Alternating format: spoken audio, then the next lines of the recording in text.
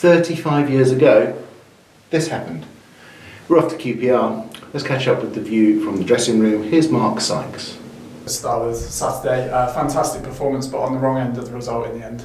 Yeah, obviously not ideal, but going forward, I suppose there's some positivity in it.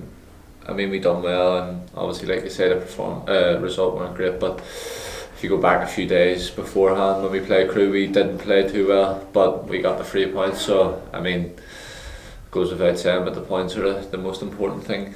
Yeah, and Carl spoke on Saturday. He said now it's all about fine tuning. It's making those little changes to make sure you get the performances and the results, I suppose. Yeah, I mean that's the ideal scenario, which probably won't always come, but all we can do is kind of work on it, on the training pitch especially, and like you say, just fine tune them, and when we get our chances in that, then we can kind of make it really hurt the opposition, you know. And we did get the chances on Saturday, and it just weren't to be. So hopefully, going forward, we can fine tune them, like you say. Yeah, and 4-3-3 has been the formation of choice for a long time now, but you switched to a diamond. That's another show of that versatility that this side has in playing a different formation when called upon.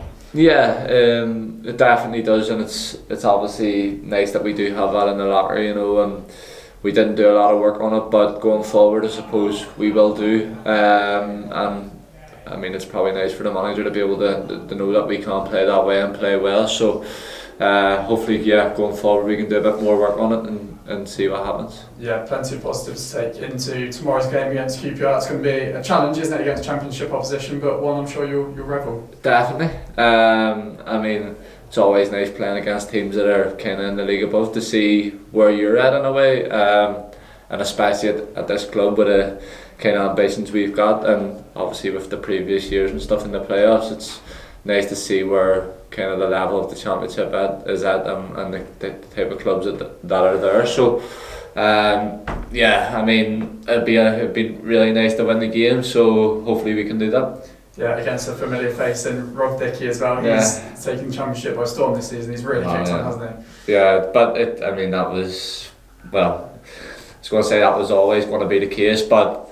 it obviously doesn't always work out that way. But you could tell when Rob was here that he was at that level. So I mean, fair play to him, and you can obviously see what he's doing there at the minute. So fair play. Yeah. Obviously, Oxford against QPR in the League Cup. It's a competition that Oxford fans hold close to their heart. Obviously, with the 1986 win, how much are you aware of that fixture? Yeah, well, I was obviously told about it. You know, it was much before my time, but I mean, yeah, it's nice to kind of to reenact that, and hopefully, like, we can win the game tomorrow, like it was in '86. So we'll see how it goes.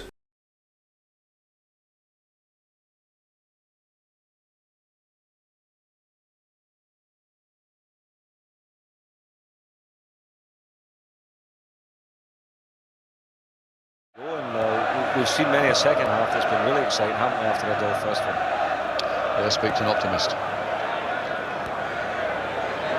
Well, let's see. Here's Hibbert.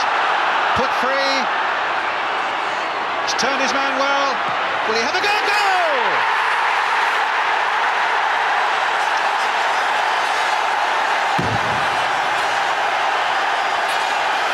Trevor Hibbert for Oxford.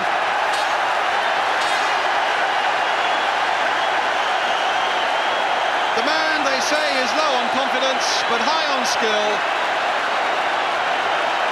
has put Oxford into the lead, turned his man superbly, thought about the shot, and then found the spot between Barron and the post, and this time he's got Houghton on his way, and Hibbert making the run. Beautiful piece of running by Trevor Hibbert. He's got Aldridge waiting in the middle, he's got Houghton!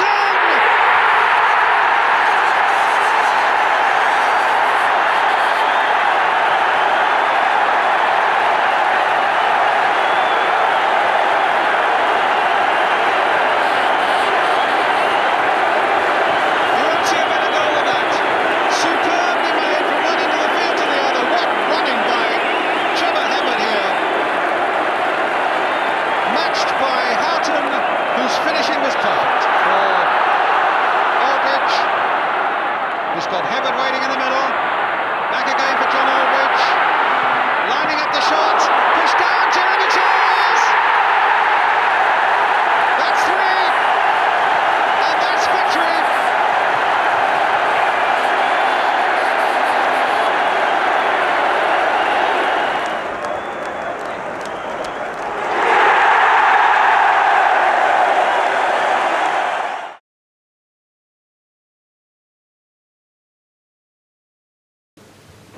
So the under-18s played Sutton United on Friday, and we asked Darren Purse about that game and his thoughts on a League One club playing away at a Championship side.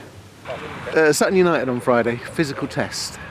Yeah, big physical test for the boys. It wasn't a typical academy sort of game. They were very direct in how they played, very physical, got about the boys.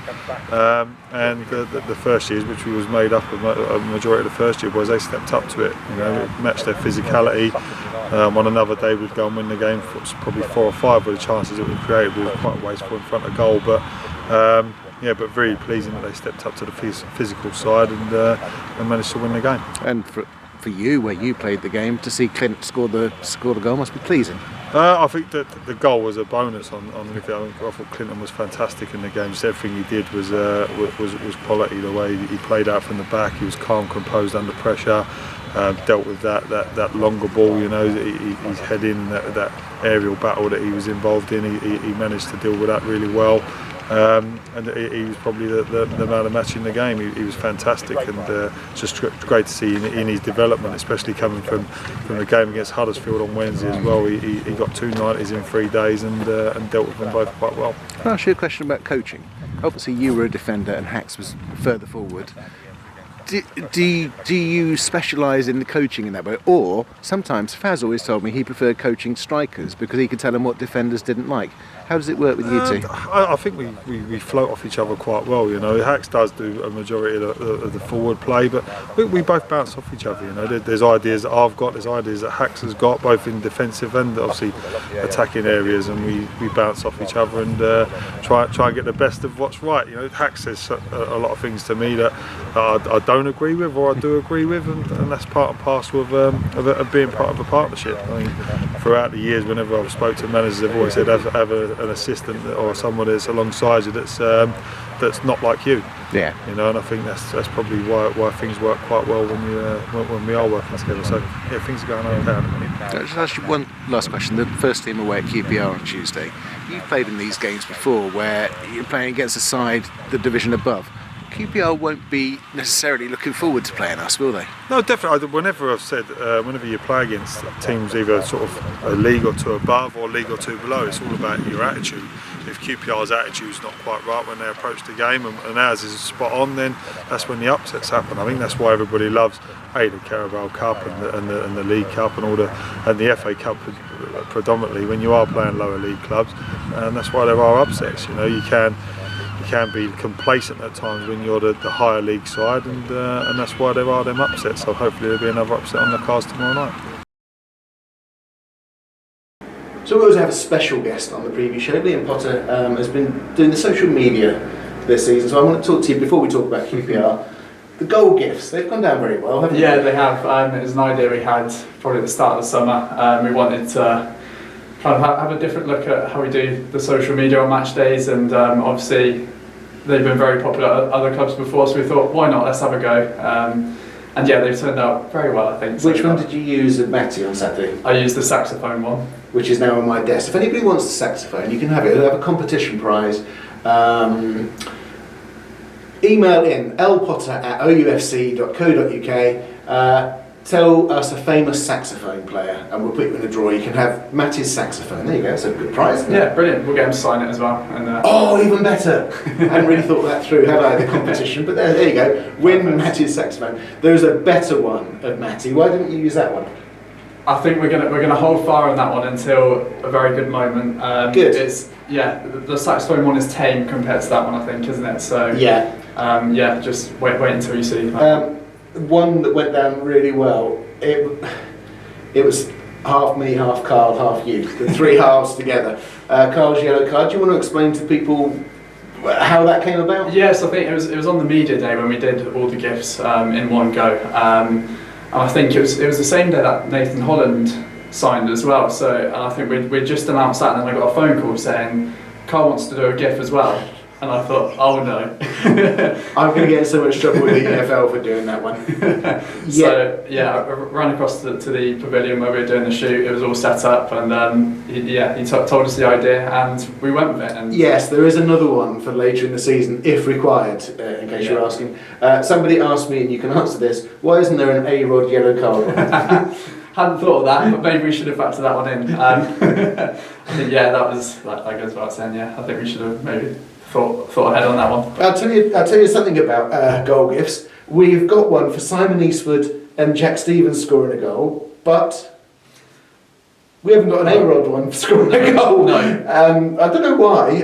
He missed the moment, didn't he? Yeah, I think he was unavailable on the day of the shoot, so he missed one. We have got one in the process of being made. So, but at the moment, he was very upset that Eastie and Jack had one and he hadn't, because he thought, they're more likely to score than he is. But well, there is a logic to that as well. QPR on tomorrow night, Tuesday if you're watching on YouTube, Monday if you're watching on iFollow.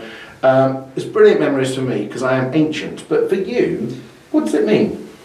Not an awful lot apart from what I've been told, to be honest. I think the last time we played them was 1999, and I was born in 1998, so I don't remember that one.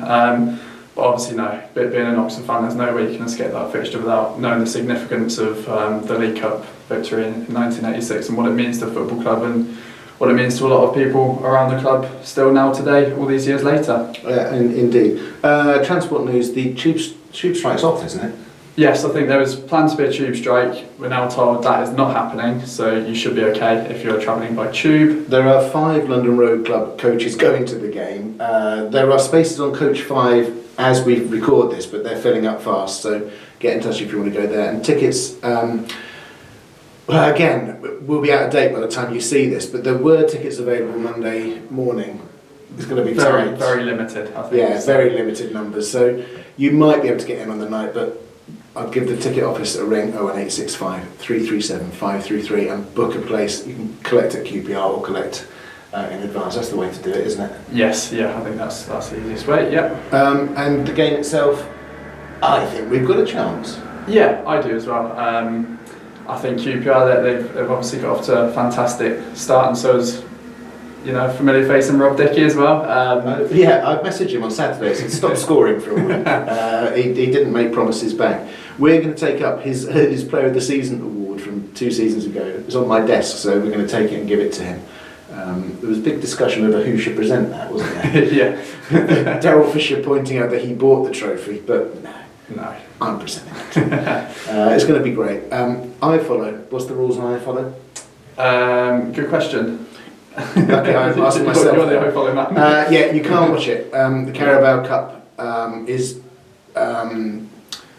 the rights belong elsewhere, so we can't show Carabao Cup. We are going to have a discussion about the rights and how it's all done, the Saturdays, the Tuesdays and stuff, but at the moment you can't watch that, unfortunately. You can, however, see him make a mockery of Twitter with some graphics. You can read my report, you can hear the game from the BBC, or even better, come and join us, we'll see you there.